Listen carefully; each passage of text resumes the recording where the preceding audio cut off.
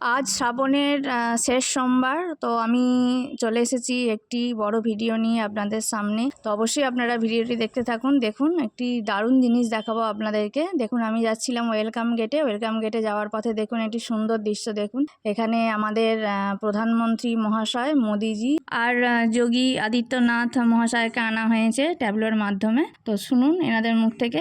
আপনারা কোথা থেকে আসছেন? কোথা থেকে আসছেন? হাওড়া ময়দান। হাওড়া ময়দান।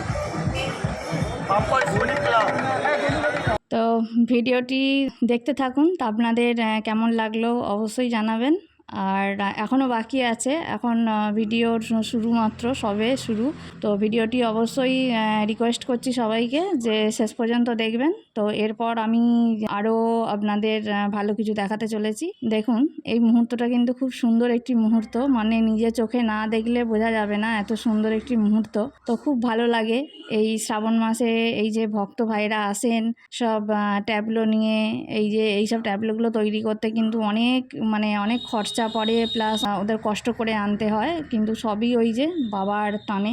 দেখছেন কত ভক্তরা আসছে, হাজার হাজার ভক্ত আমরা এক সেকেন্ডের মধ্যে দেখতে পাচ্ছি, মানে এক নিমেষের মধ্যে আমরা দেখতে পাচ্ছি হাজার হাজার ভক্ত আসছে, কিন্তু এটা লাখ লাখ ভক্তে পরিণত হয়ে যায়। কারণ আমরা যেটা এক সেকেন্ডে দেখছি এটা কিন্তু কন্টিনিউ চলতে থাকে একদম সোমবার সকাল পর্যন্ত, সোমবার সারা বেলা পর্যন্ত চলতে থাকে। রবিবার বিকাল থেকে শুরু হয়, দুপুর থেকে শুরু হয়, আর একদম সোমবার পর্যন্ত চলতে থাকে।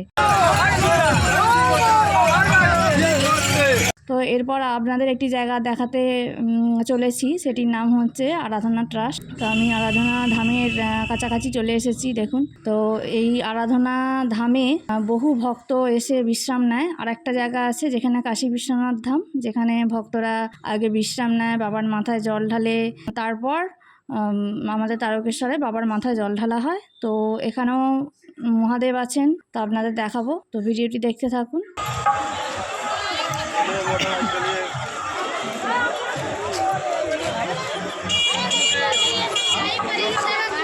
আমি আরাধনা ধামে প্রবেশ করছি। এটি হচ্ছে আরাধনা ধামের মেন গেট আর কি, প্রবেশ পথ। চলুন ভিডিওটি দেখতে থাকুন। এখানেও স্বয়ং মহাদেব আছেন, আর মানুষের বিশ্রাম নেওয়ার জায়গা আছে। মানুষ এখানে এসে খাওয়া দাওয়া করে। এখানে একদম সম্পূর্ণ বিনামূল্যে ভক্তদের খাওয়া দাওয়ার ব্যবস্থা করা আছে, প্লাস বিশ্রাম নেওয়ার জন্য মানে অনেক বড় জায়গা করে দেওয়া আছে, যেখানে ভক্তরা শুয়ে বসে যে যার নিজেদের মতো করে বিশ্রাম নিতে পারেন। দেখুন, আপনাদের দেখাচ্ছি। দেখুন, এটি আরাধনা ধাম। আরাধনা ধামের এই জায়গাটির থেকেই শুরু হয় ভক্তরা বিশ্রাম নিতে। ভিতর দিকে আরো বিরাট বিরাট জায়গা আছে, যেখানে ভক্তরা মানে সারা রাত ধরে মানে বিশ্রামরত অবস্থায় থাকেন আর কি। এই যে বাবা মহাদেবের দর্শন করালাম। এই দেখুন, ভক্তরা এখানে যে যার নিজের মতো করে একদম মানে শান্তিতে, একদম নিশ্চিন্তে শান্তিতে এনারা কিন্তু বিশ্রাম নিচ্ছেন। এখানে খাওয়া দাওয়া সমস্ত কিছু, মানে রাস্তার বিভিন্ন জায়গায় খাওয়া দাওয়ার ভান্ডারের ব্যবস্থা করা হয়।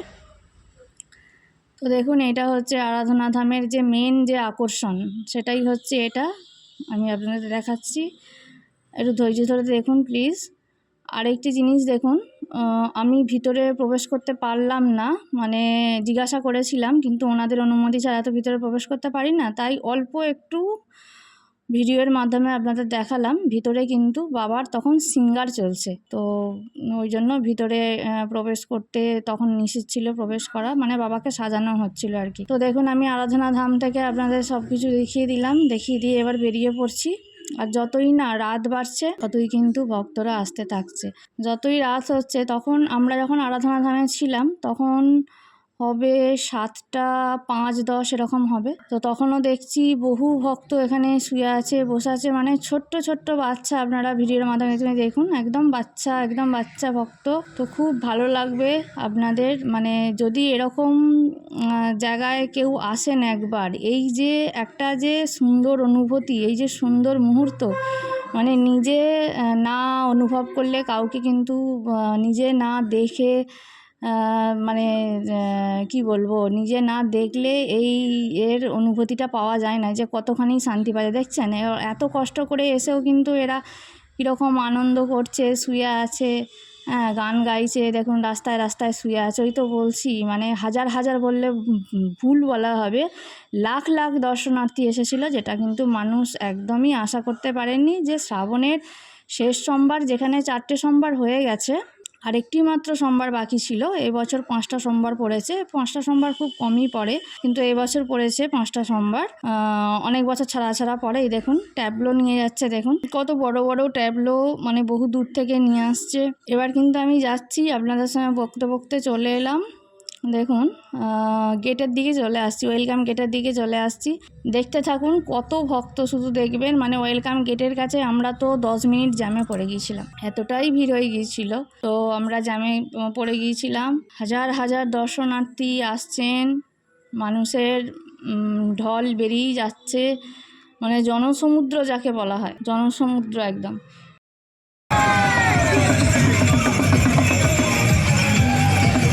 এই যে ওয়েলকাম গেটটা দেখা যাচ্ছে, দূর থেকে দেখাচ্ছি, দেখছেন আমাদের গাড়ি কিন্তু অটোমেটিক দাঁড়িয়ে পড়েছে, মানে আমরা আগাতেই পাচ্ছি না। আর ওখানে আমরা দাঁড়িয়েছিলাম না, তখন বৃষ্টি আসছিল। আর বৃষ্টির মধ্যে বুঝতেই পারছেন একটু প্রবলেম হবে, মানে ফোনে জল টল পড়ে যাবে। সেই জন্য আমরা কিন্তু বেশিক্ষণ দাঁড়াইনি, ওখানে জাস্ট একটুখানি একটা ছোট ক্লিপ নিয়ে আমরা বেরিয়ে চলে এসেছিলাম। দেখুন এটা হচ্ছে ওয়েলকাম গেট।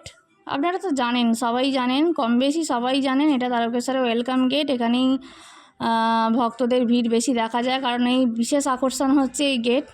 তো এই গেটের কাছে মানে প্রত্যেকটা, এমন কেউ মানুষ নেই, মানে এমন কেউ ভক্তরা নেই যারা তারকেশ্বরে এসেছে অথচ ওয়েলকাম গেটে মানে ফটো তোলেনি, ওয়েলকাম গেটের সাথে নিজের সেলফিটা তোলেনি। এরকম খুব কম মানুষ আসেন, হয়তো যারা ফোন ইউজ করে না বা যারা অত সোশ্যাল মিডিয়া করে না, তারাই একমাত্র এরকম মানে গেটের সামনে ফটো তোলে না। তাছাড়া এটাই হচ্ছে বিশেষ আকর্ষণ, যে বাবা তারকনাথের মন্দিরে যাব মানে এই ওয়েলকাম গেটের সামনে একটা ফটো তুলবই।